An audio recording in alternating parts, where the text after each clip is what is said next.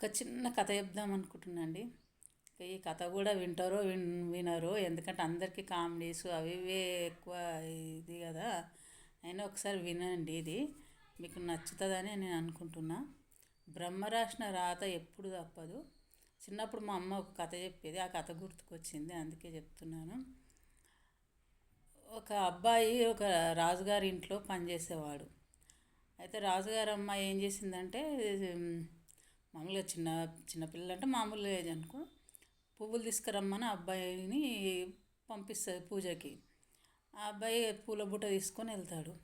పోయి అక్కడ చెట్ల దగ్గరికి వెళ్ళేసరికి అవి జొన్న చేను ఉంటుంది కదా, జొన్న కర్రలు అవి ఉంటాయి. ఆ కర్రలకు ఒకదానికొకటి ఒక అతను ముడేస్తుంటాడు అనమాట. రెండు జొన్న కర్రలకు కలిపి ముడేస్తుంటాడు. ఈ అబ్బాయి అడుగుతాడు, ఎందుకు అలా మీరు ముడేస్తున్నారు అని అడుగుతాడు అనమాట. అంటే ఇది బ్రహ్మ రాసిన రాత. ఒక జంట భార్యకు భర్త, భర్తకు భార్య ఎవరు అనేది పైన బ్రహ్మ రాసి పెడతారు. నాకు పలానా భర్తకు పలానా అమ్మాయికి పలానా అబ్బాయి, పలానా అబ్బాయికి పలానా అమ్మాయి, ఇట్లా రాసి పెడతారు. అందుకే నేను ఇవి ముడేస్తున్నా అని అంటాడు. అలాగే అప్పటికే అతనికి లేట్ అవుతుంది అనమాట. ఆ పువ్వులు తీసుకొని ఇంటికి వెళ్తాడు.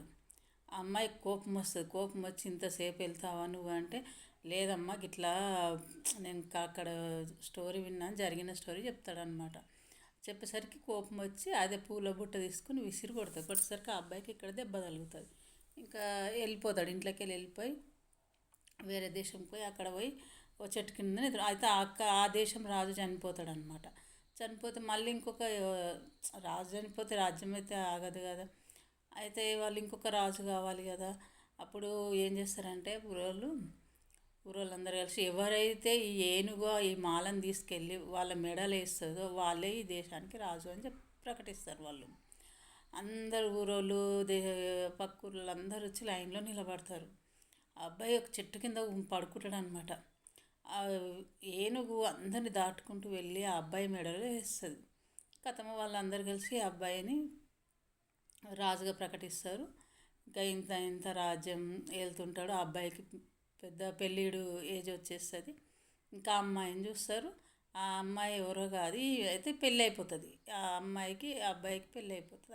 అయిపోయిన తర్వాత ఆ ఇట్లా పడుకుంటప్పుడు కిరీటం తీయడం అనమాట. కిరీటం ఇట్లే పెట్టుకొని పడుకుంటే, ఏంటి రాజు ఎప్పుడు చూసినా పెళ్ళైన చూస్తాను, కిరీటం అసలు ఎందుకు తీయట్లేదు అని అడుగుతుంది అనమాట.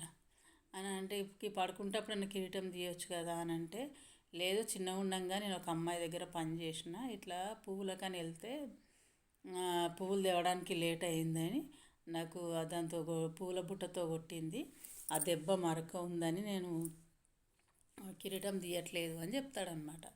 చెప్పేసరికి అప్పుడు ఆమె అనుకుంటుంది, అయ్యో అది ఎవరో కాదు నేనే అని. అంటే అప్పుడు చిన్న వయసు అనమాట వాళ్ళది. అది ఎవరో కాదు నేనే అని చెప్తుంది. అంటే మనకు కూడా బ్రహ్మదేవుడు మన ఇద్దరికి ముడేసినట్టున్నాడు, అందుకే నీకు నాకు అప్పుడు లేట్ అయింది కూడా. నేను అక్కడ చూసిన చిత్రం కూడా అదే.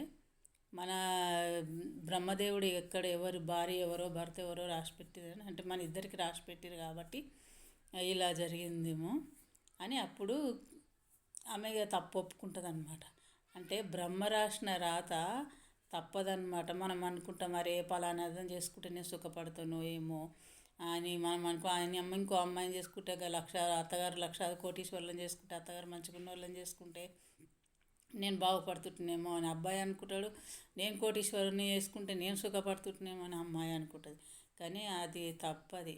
మనకు బ్రహ్మ ఇక్కడ ఏది రాస్తే అదే జరుగుతుంది. మనం కష్టపడే బాగుంటే కష్టపడతాం, సుఖపడే బాగుంటే సుఖపడతాం. అంతే. నాకు ఒక స్టోరీ గుర్తుకొచ్చి చెప్పాలనిపించింది. మీకు నచ్చితే తప్పకుండా చూడండి. లాంగ్ వీడియోస్ ఎవరు చూడట్లేదు, ఇప్పుడు జోక్స్ అయినా కనీసం ఈ లాంగ్ వీడియో ఈ స్టోరీస్ అయితే మీకు చెప్పేవాళ్ళు అయితే ఎవరు ఉండరు కదా. ఓకే.